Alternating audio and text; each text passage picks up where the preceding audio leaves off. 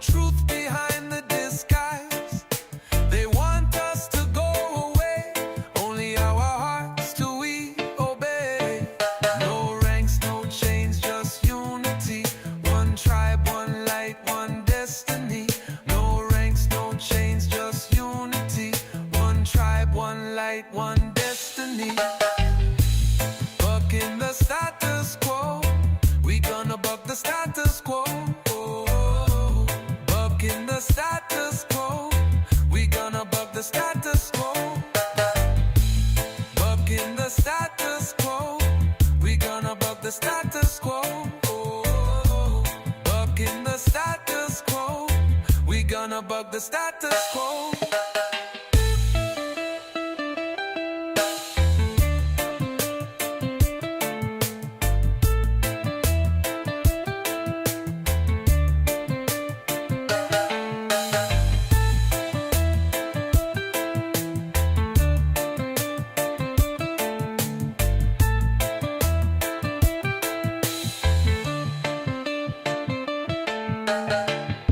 No ranks, no chains, just unity.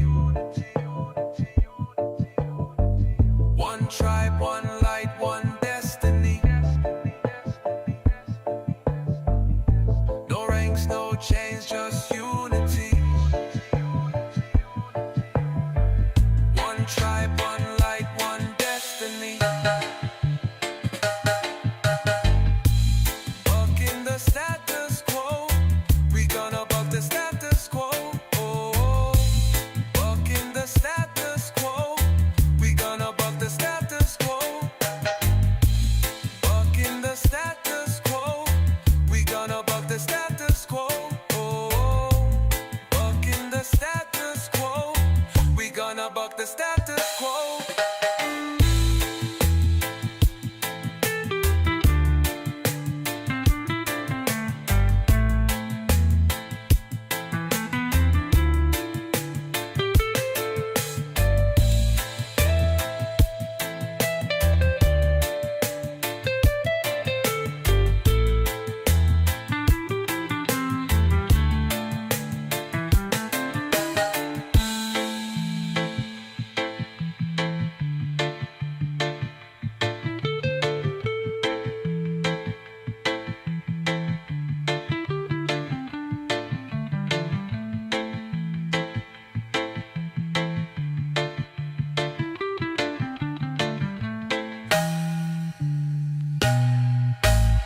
Bucking the status quo, we gonna buck the status quo. Bucking the status quo, we gonna buck the status quo. Bucking the status quo, we gonna buck the status quo. Bucking the status quo, we gonna buck the status quo.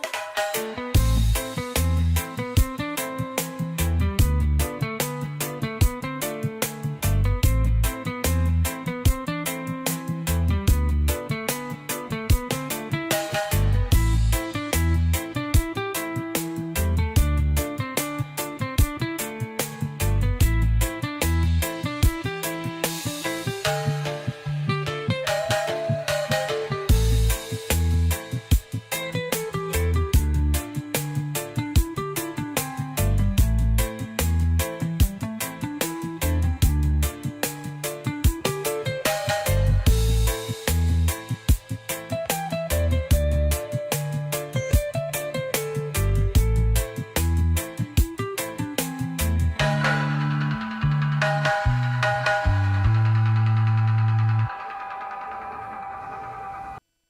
Bucking the status quo, we gonna buck the status quo. Bucking the status quo, we gonna buck the status quo.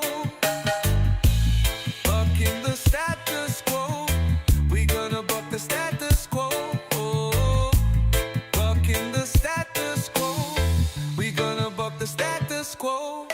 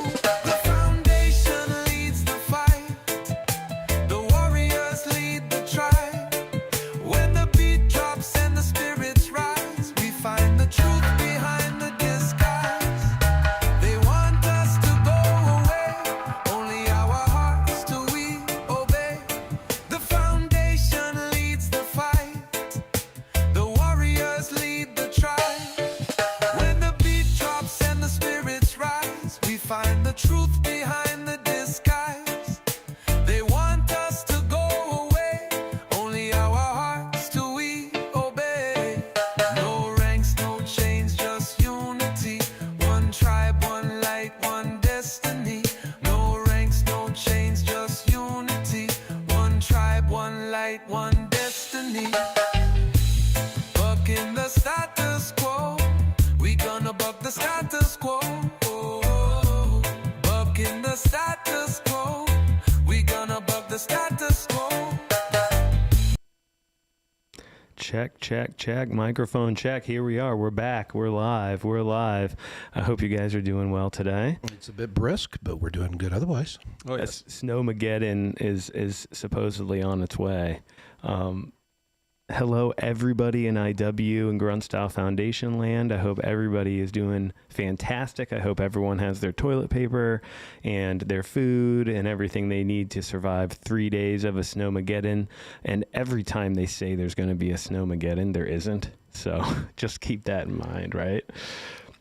Hugh Tyson from IW. I'm joined with Will Wisner, Grunt Style Foundation, as well as Dr. Scott, meditation and hypnosis expert. So we've got a great show lined up for you today, and we can just jump right in with Dr. Scott. I'll go ahead and introduce you, if you don't mind. We've worked together so much.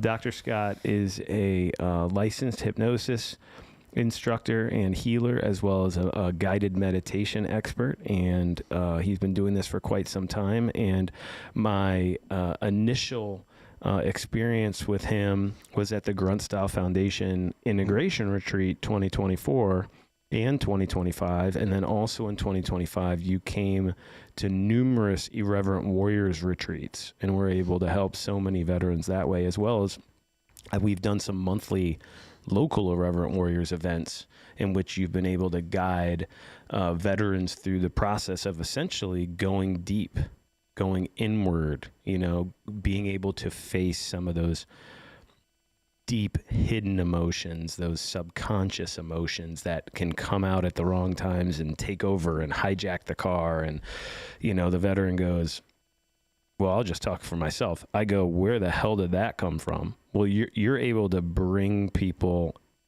toward those emotions and then allow the root beliefs to come up and to be able to engage and heal, right? So, it's been fantastic to witness. So it's great again to have you on, and you are one of my favorite Grunt Style Foundation instructors. So thank you. Yeah, glad to have you on. But why don't you drop us in here? Why don't you give us why don't you relax us a little bit here? Sure. So we'll just jump right in then. So I did bring a little meditation today. So, if you're driving a car or whatever, just listen later, right? just listen later. But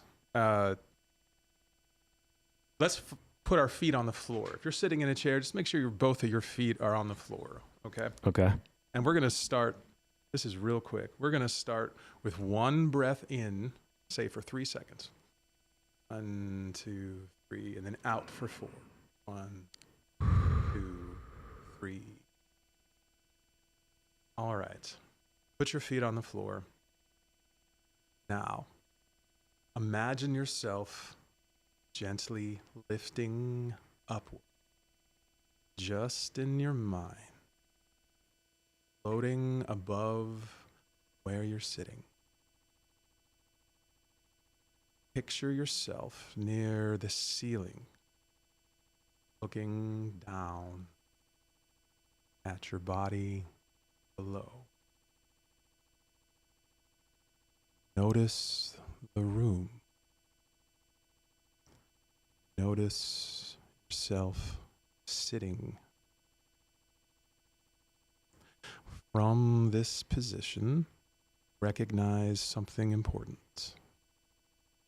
Your worries didn't come with you. Stress, the problems, the noise, they belong in the version of you sitting below.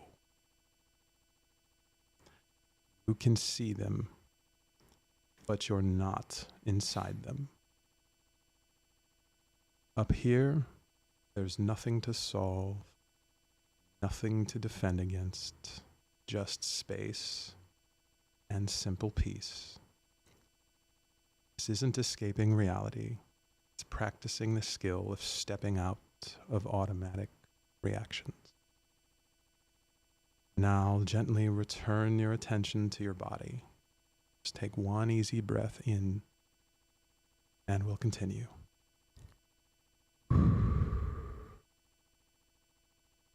Yeah.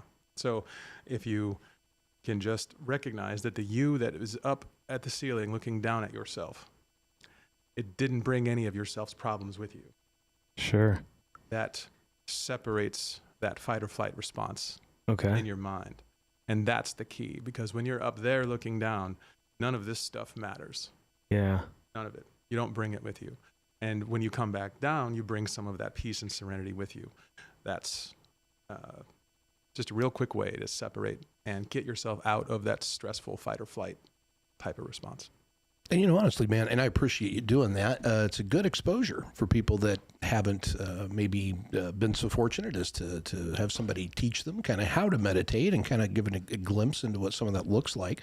I spent a good bit of this week working on some courses for our upcoming circle spaces that we're getting ready to produce a website where we're doing a lot of coursework. Cool. And the first fundamental foundational modules that we're making is on belly breathing. And Right. All the reasons of how it works and why that can disrupt limbic system responses and PTSD responses, which are really the same thing, but different language so people understand it different ways. But really, that's kind of the cornerstone is figuring out why that works. I think is helpful.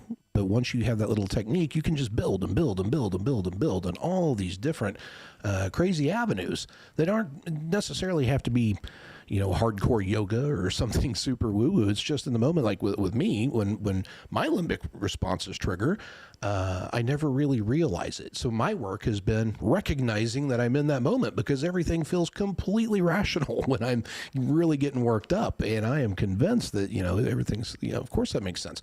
So now that I have that skill of recognizing when I'm going into it, I've been working with this belly breathing, and it's very fast. It's 4 breaths, just exactly as you did. You're shorter on your time on the inhale and longer on the exhale. And if you're using from the diaphragm instead of the chest, because oddly enough, when we breathe from the chest, that's where we're going into fight or flight. That's a conditioned response that we're all familiar with from our time in service, is we breathe heavily through the chest. And when you get excited, you breathe through the chest. So simple breaths, just like we just did, using the diaphragm can disrupt that. What a skill. I wish I would have found that about 15 years ago. And it is a simple technique, and also the visualization part where you're separating yourself from yourself just for a second or two, just to realize that the self that's up there looking down at you is free of the problems, free of the stress temporarily. And then you bring some of that serenity with you when you finish the exercise. Yeah, well, fascinating stuff, man. And thank you so much, Scott, for all the time that you have volunteered to the foundation and our Reverend Warriors, and just going all over the country with us, and bringing some of these skill sets to our Reverend Warriors, man. Thank you so much. I love doing it. Yeah, it's been fantastic working with you. When you talk about the breathing, Will, and being able to breathe into your belly, I didn't even know what that meant until 3 years ago. Right. I only lived in fight or flight. Yep. Like 24/7, and that's why I kept volunteering for combat deployments. I did one combat deployment that I had to do, and then I volunteered for 3 more over the course of the next decade, because when life started getting too when I didn't feel a sense of purpose, when I didn't feel a sense of tribe as strong as I did in combat, I needed to recenter by going back into combat. And that's where me always being in fight or flight made the most sense. Well, because that's pretty intense, man. That's a extreme coping mechanism you developed there. It was, yes. And when you're raised in a household where you never feel safe, and you raised in a household where you don't have tribe, and you don't feel like people have your back, and you don't feel like you belong, and you don't feel like you bring value, then you continue in that fight or flight pretty much through your life until you recognize it, right? Mm-hmm. And so when I started recognizing that I only knew how to chest breathe, I kind of freaked out, because I was in some sort of class or something where they wanted us to just calm down. And so they wanted us to breathe deep into the belly. And I was sucking and trying to get down in there, and I was coughing, and I was having the lower part of my lung, the calming part of my lung, just didn't work, So, but you've trained it now, it seems. It seems that you've been able to rediscover that lower breathing.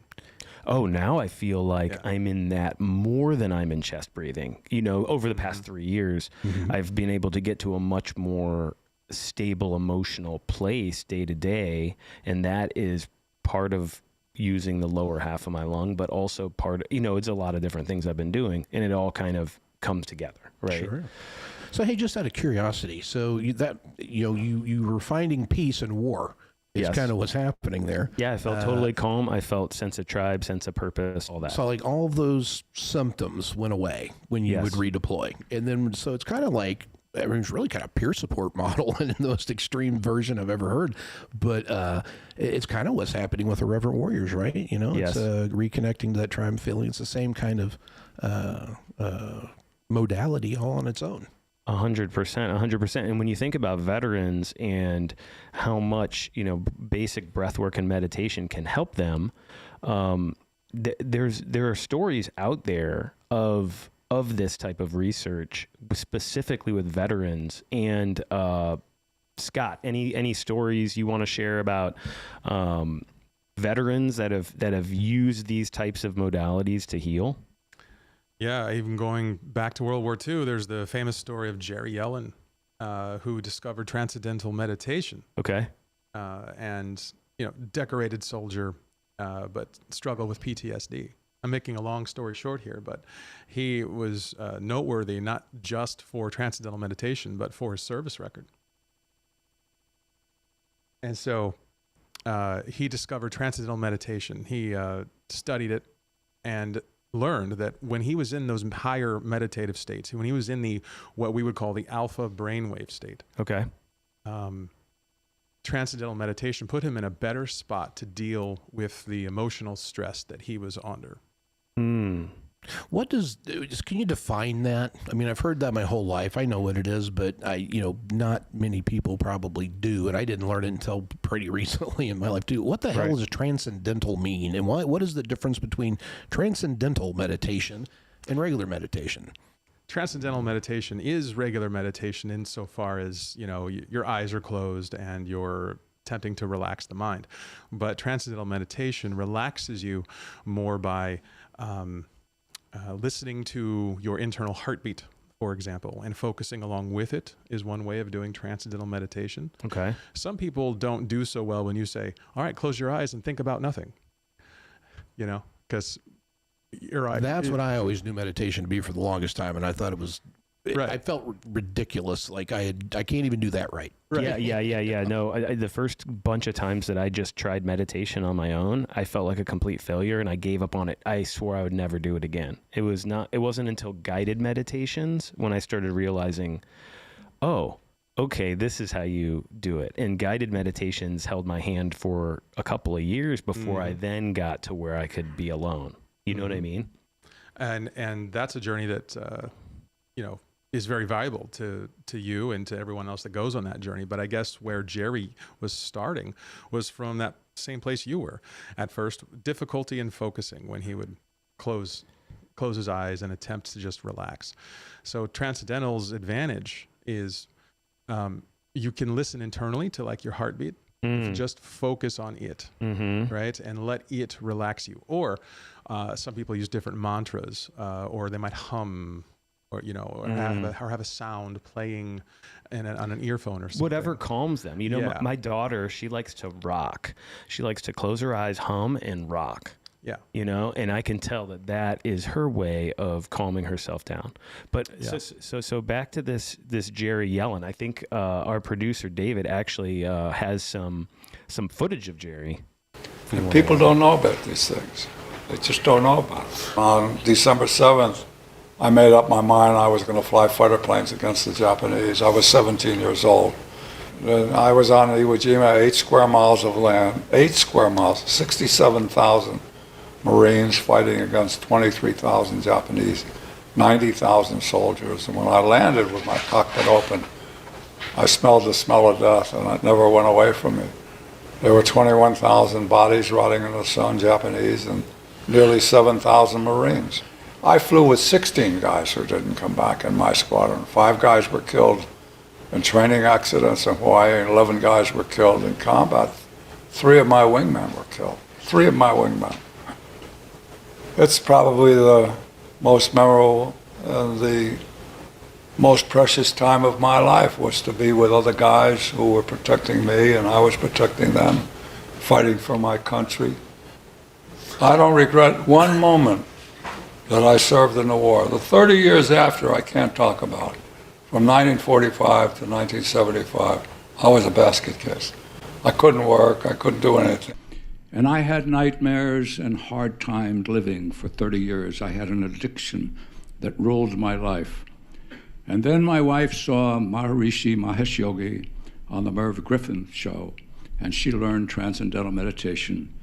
And in August of 1975, 38 years ago, I, in self-defense, learned Transcendental Meditation and got my life back. 100%, 150%. I now had another purpose in life, similar to what I had when I served in the military. Wow. Wow, that's really, really, really powerful. So this guy, I noticed he has a Distinguished Flying Cross. He has a Distinguished Flying Cross. So World War II guy sees all this death and destruction, gets into meditation, claims that it saves his life. You know, where was this guy when I came home from Fallujah 2004? Yeah, well, I'm doing this thing, man, spreading the word. You know, I was watching that video when we were doing the prep stuff yesterday on his story. And there's a couple of really interesting things about that guy that kind of make him special, I guess, in the history of the military. I think he flew one of the final actual combat missions in World War II. And one of his compatriots there that was with him that was shot down, I guess, on that last mission was the final casualty of World War II. So that guy has seen some stuff, man. Yeah, it's interesting how the universe might pick that guy to be the guy who healed himself through meditation. Yeah, and his message is continuing to resonate. I mean, here we are many, many, many, many years later from that, and here we are reinventing or trying to find the trail that this guy blazed back in the 70s. Yeah. How cool is that? What a hero. What a hero. Yeah, Scott, tell us from a science lens, what's going on?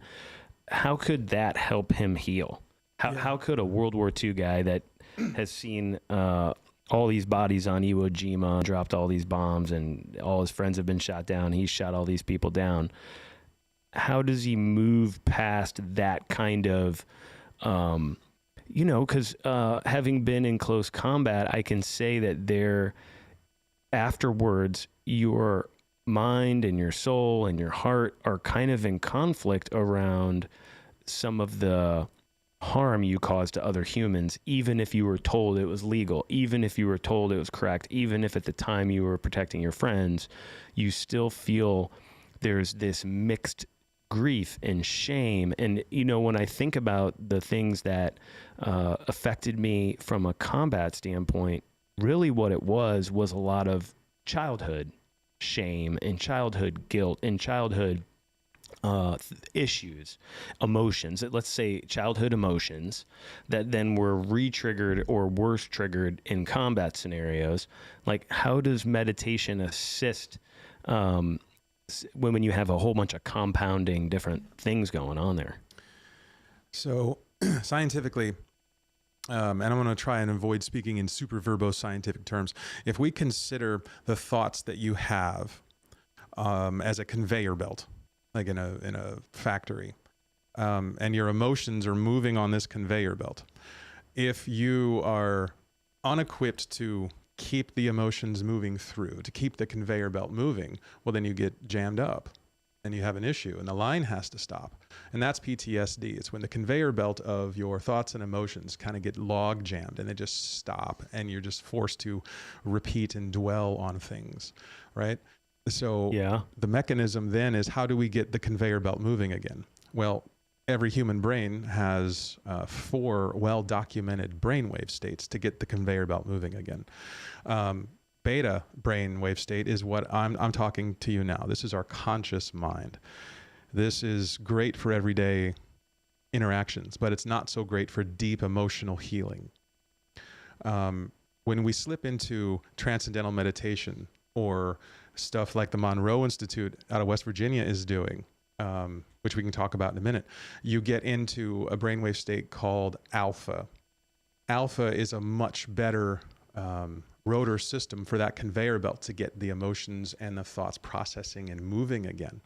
And when you're in the alpha state, you are not only dealing with the log jams that you have created through either childhood trauma, stressful military service, whatever kind of stressors that someone may have, but you are also re-lubricating that entire system so that future things that come up, if you regularly meditate, your conveyor belt is moving at a much better clip. And so now you're able to deal with more stresses than maybe someone who doesn't understand what alpha is. So it's a conveyor belt system is the way I like to describe it. Beyond alpha then is theta.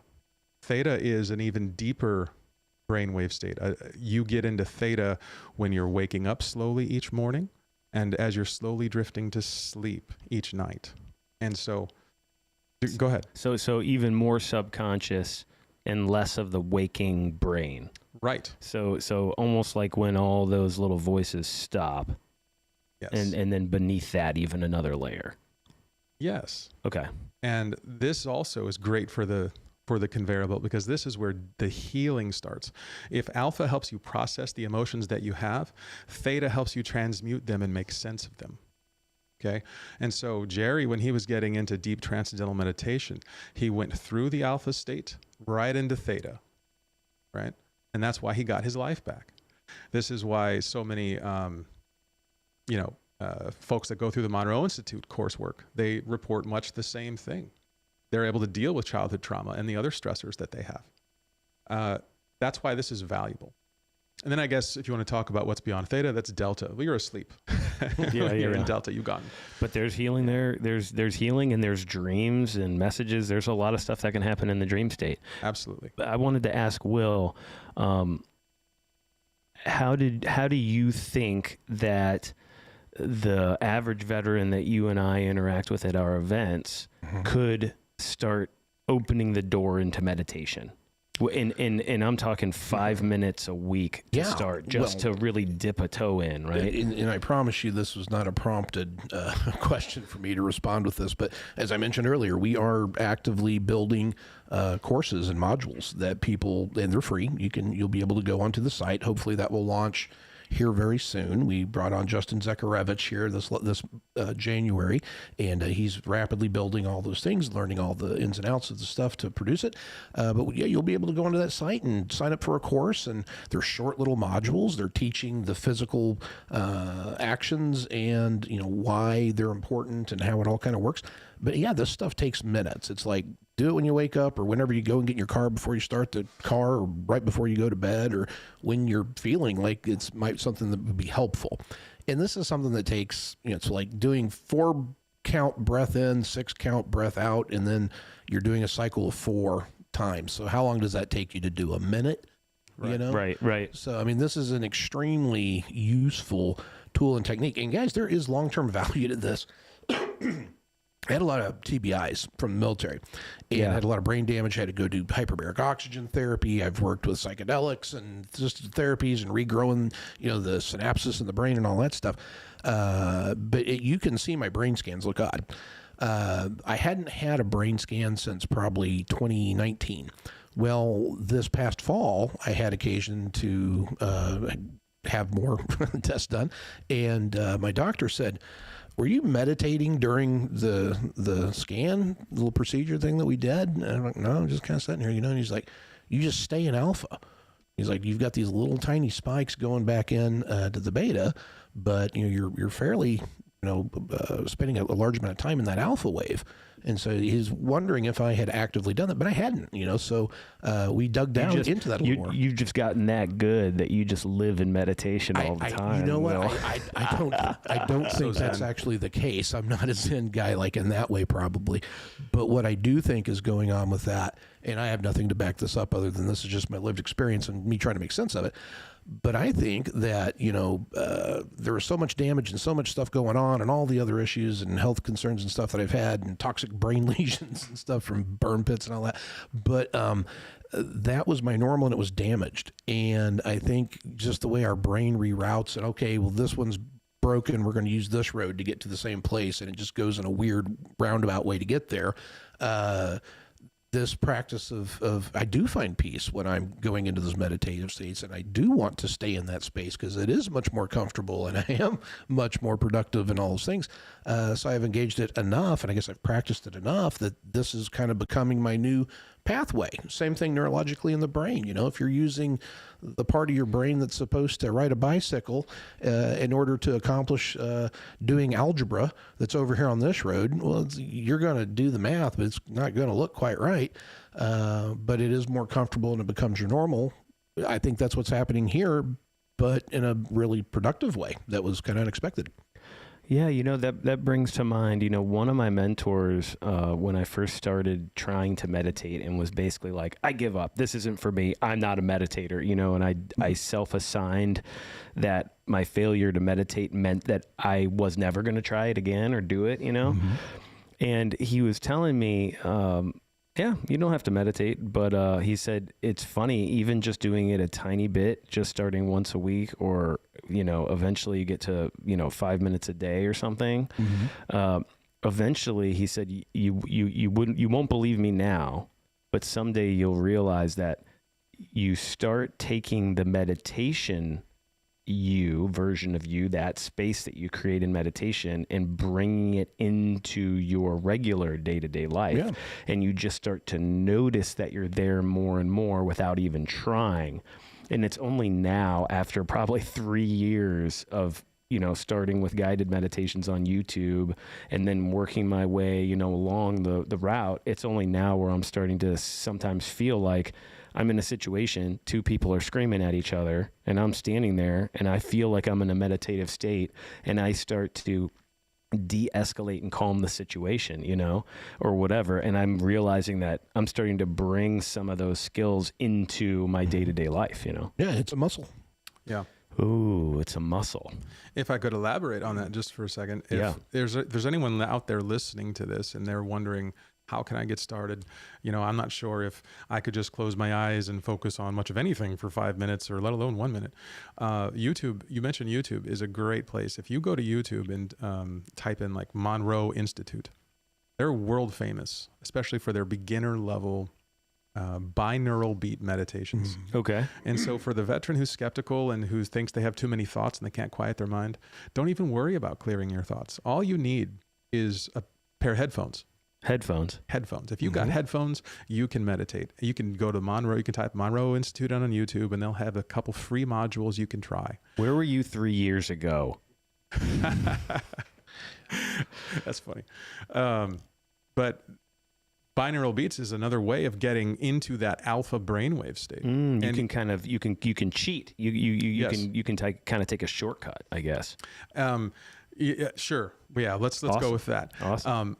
I call it more like a dormant human ability in the brain. When they hear these frequencies, the brain is automatically trying to slip into a higher and more aware state, a more conscious state. Or you can call it a cheat. Why not? Let's call it a cheat. Cheat code. Hey, when I first started meditating, any cheat code I could get, I would have paid a lot of money for. And you're saying this is free on YouTube. So Yes. I'm like, where were you 3 years ago?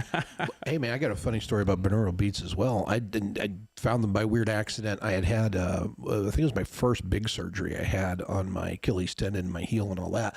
And when I came home from the hospital after the surgery, that pain was wild, and I could not sleep. I could not get comfortable. Nothing was working. I tried all the different things, and it just wasn't touching it. And somebody had recommended exactly what you said. Go on YouTube, just search binaural beats for pain. And so How do you spell that? How do you spell that? Binaural, BINURAL. Yes. And it just pops right up. I put the earbuds in, I listened to it. And before I knew it, I was asleep. I don't remember like, oh, I'm super peaceful and meditating or nothing like that. I was just suddenly I was like, oh, okay, well, boom, I'm asleep. It knocked you out. I think it let me relax. And I think it's kind of what Scott was saying, and what I found was why I had such a difficult time with meditation. When you're just quiet, I don't know what to do. I'm just sitting here listening, and I get stir crazy, and I want to get up, or I start thinking about things and running down rabbit holes. I got to have a distraction to let my brain kick in, is kind of how I describe it. So like I like to start and review my day up to now, like what's bothering me.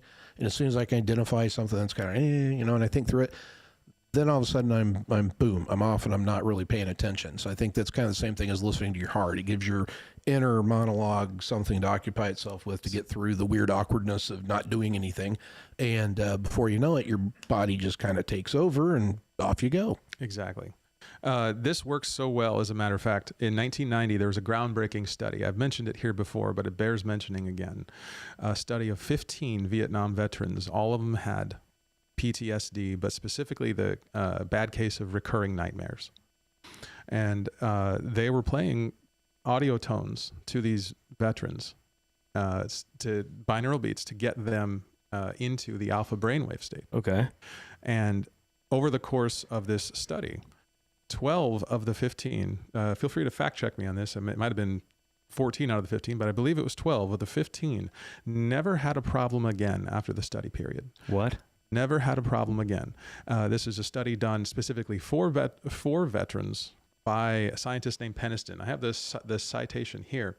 Peniston and Kukulski, 1990. Wow. And they just wore headphones, and they were played tones, and the tones would fire in their ear whenever they changed brainwave states. So if they were in beta, it would play one tone. If they were in alpha, it would play a different tone. And pretty soon, the participants would understand that they felt better when they heard tone B rather than tone A. And so they were training themselves to stay in, as you said, Will, in the alpha state during more hours in the day.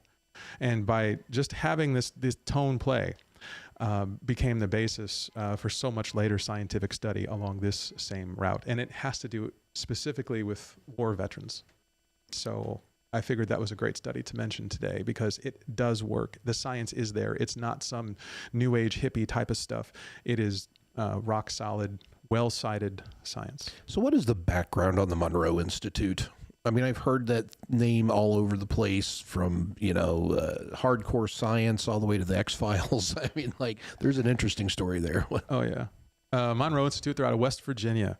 They were, you guys might be able to fill in the missing pieces here, but they are a group of sound engineers, audio engineers. And they would notice the same things about sound that Peniston would later notice in the 90s. Monroe has been doing this a lot longer, since the 90s. They've been around since the 50s, 60s, I believe. And so they just started up a program where people could go to West Virginia. They have a beautiful estate out in West Virginia. You can go for a retreat, and you can be immersed in these sound waves all weekend. And do different treatments that way. But they help people achieve higher states of higher brainwave states, alpha, theta, and what have you, so that you become, your conveyor belt is now much more an efficient of an operator. You're not just getting log jammed by trying to ram everything through with beta alone. That's what Monroe does, and their work is well cited.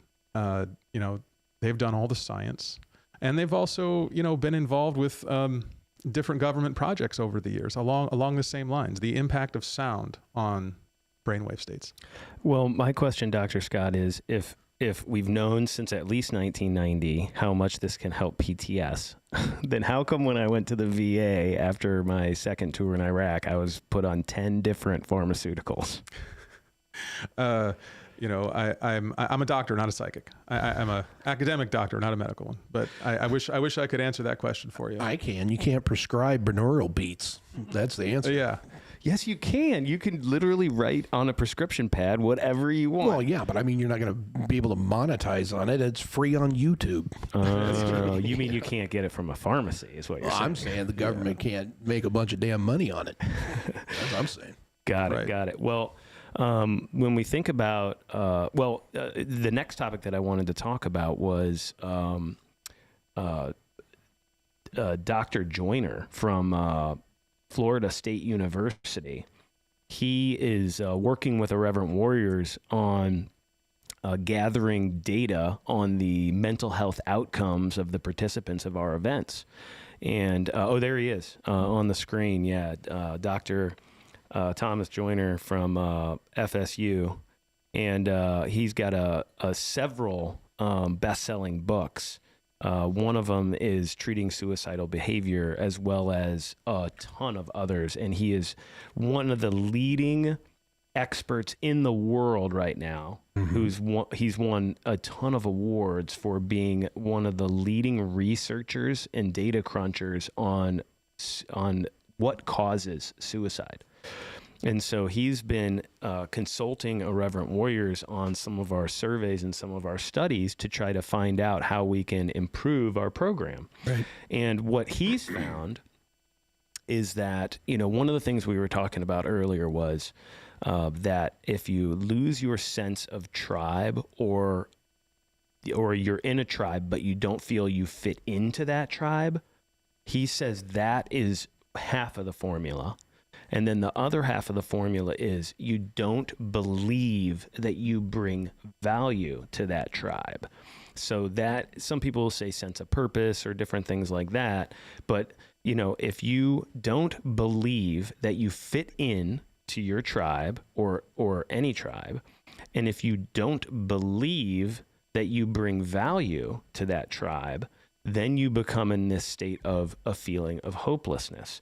And the reason that he believes veterans have a higher level of suicide is not because of combat. In his opinion, it's because we have less fear of harm, less fear of dangerous activities, less fear of self-harm, more interest in dangerous activities. And so because of that, we have a higher likelihood to take action.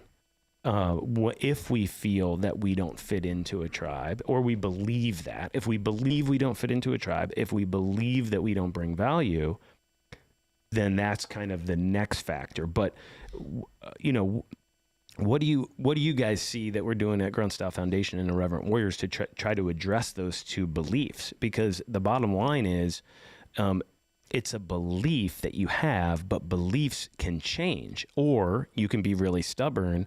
And we all know people that have a belief and they're going to die on that hill. Literally, they're going to die on that hill. Well, I mean, I see it every time you go to a hike, man. There's new people there that have never been to a hike before. They don't really know what it's about. They're not sure if they're going to I'm however old. They want me to go hike around how far. And, there's all those things, some anxiety probably for them that comes through. But, man, it's like the folks that are veterans at IW, veterans of IW, they just do such a good job. It's like a cultural thing within IW where they just love bomb you without being super cringy about it. It's like you're made to feel welcome. You're brought into this thing as a reassurance, and it's not done in a patronizing way. It's not done in a, a pat on the head kind of way. It's done in a way that people seem to resonate with it and latch on to that. And before you know it, they're swimming with the fish in the school, going down the stream. And I watched that unfold over the event. We did the St. Louis hike here a couple of weeks ago. From the time we left the originator point through the zoo, there was a perceptible shift in the energy of the overall group. Skepticism, and then it turns into camaraderie. Yeah, just bang, like a flipping a light switch. Because I was thinking, man, this is kind of some weird, awkward energy here as I'm walking into the zoo. Like, sure, this feels almost like a wet blanket. And then by the time we're leaving the zoo, it was just like everybody had known everybody for a long, long, long time, and just all these cool side conversations are going. Yeah, it's like the first day of boot camp. Yeah, you remember the first day of boot camp where everyone's just like socially awkward, and then by the end of the first day, everyone's like, "Oh, dude, you like that rapper? I love this band. I love that band." Yeah, well, you're trying to. I think you're going to a new experience, thinking you're going to become a totally different person. You're leaving the who you were behind, and then you get there, and then you find out just the who that you were that really is going to define who you're going to become and who you associate with. Yeah, it's freaking cool stuff, man. Yeah. Having been to a couple hikes as an outside observer, I can say that I know exactly what you are doing at these hikes. You're restoring that sense of brotherhood and sisterhood that they once maybe experienced in the service. You're restoring that sense of belonging that tribal sense of belonging that maybe they were lacking since their days of leaving the service. And you don't know what it is until it's gone. And actually, you don't even. So it took me years to realize I was missing a tribe. Like, it's not something, it's subconscious. It is subconscious. And the sense of purpose, people told me forever, oh, well, you're getting out of the military. You need to make sure you find your sense of purpose. And I was like, I always have a sense of purpose. It took me time to recognize what Dr. Joyner said, which is the belief that I brought value, right? The belief that I brought value was I had attached that to activities that I needed to do for my platoon and things like that.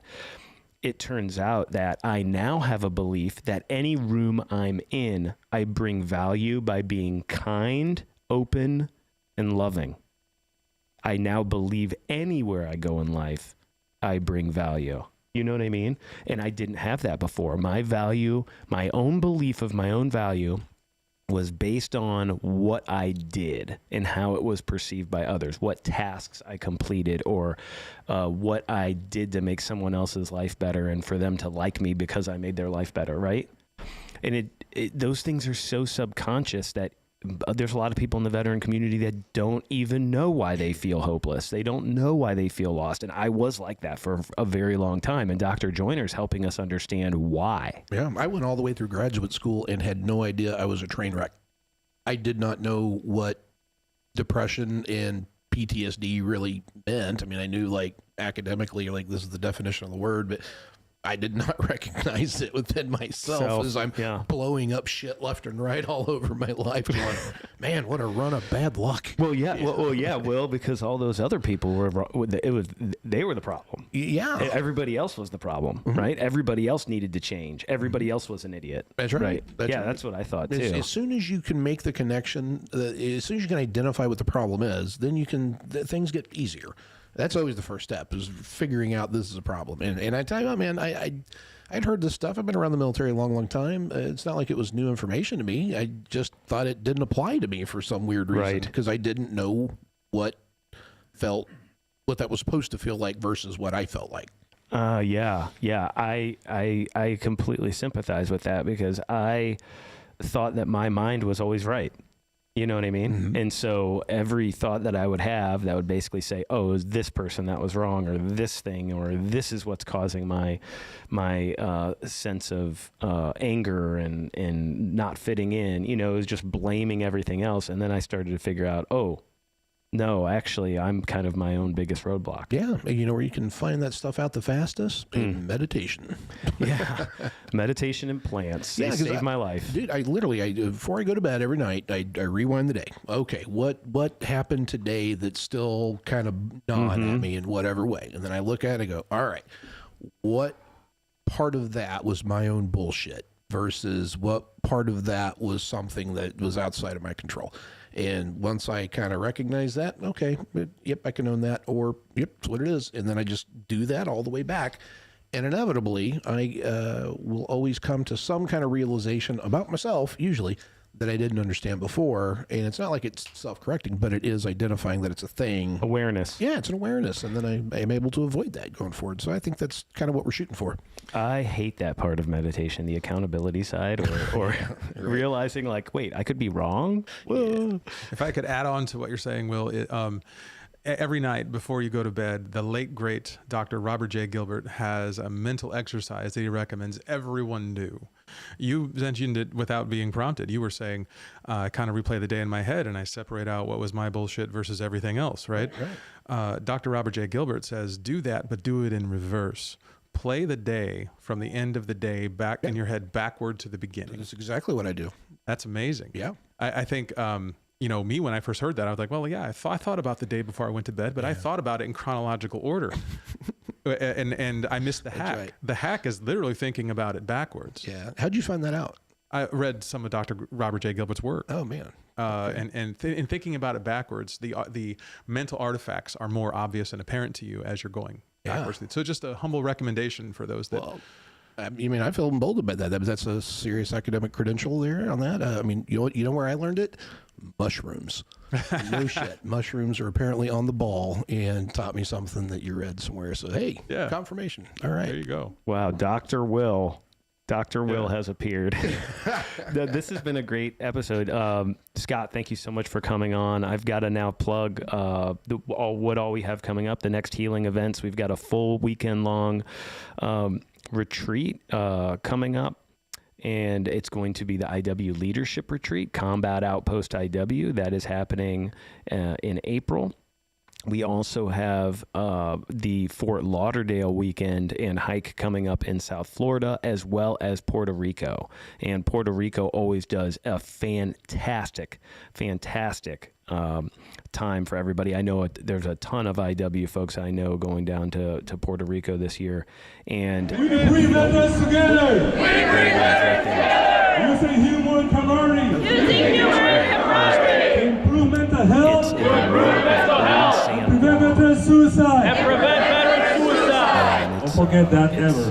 That's a pirate. Old San Juan is a pirate town.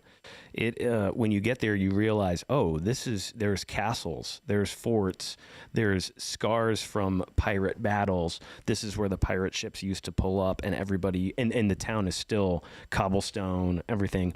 And that's where Audie, the leader of Irreverent Warriors Puerto Rico, he's a Green Beret, former Green Beret, and he leads the hike there, and it's fantastic. I didn't realize that Puerto Rico, not only does it have gorgeous beaches, but it's got the only rainforest in the United States and mountains, and they all have valleys and rivers and streams, and so you literally have rainforest, mountains you can climb, beaches you can go to. There's these historic castles and forts. There you go. That's right near one of the old castles, and it's just a phenomenal place. Yeah, I highly recommend, separate from Irreverent Warriors, check out Puerto Rico. The flights are cheap. It's in the United States. You don't even need to bring your passport, and it's in the middle of the Caribbean. What is that? What's a ticket down there cost? My ticket was $350 last year. That's like flying to DC. I know, because so many people from the United States have Puerto Rican descent and family, so there's so much back and forth flights all the time to and from Puerto Rico that it's super affordable. There we are at the state capital of Puerto Rico to talk about veteran mental health, and there you can see everybody just having a great time. Everybody turned out, man. Yeah, we need to go down as a group next year. I'd love to. What's that? How many people hike at that hike?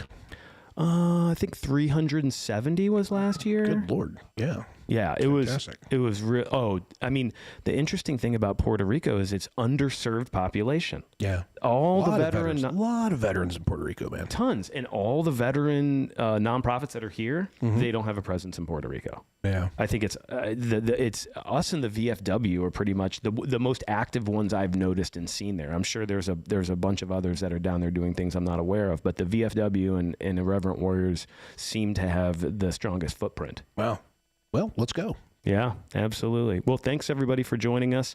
We hope that you survive Snowmageddon. Make sure that you save all the toilet paper you can. And eggs. And newspaper if you need to crumple it up. What we used to do in the military is crumple up newspaper and rub it like this. It makes it real soft, and then you can use that as well. Yeah. All right, man. Hacks, more hacks. More hacks. Thanks, everybody. Thanks, everybody. Have a great weekend.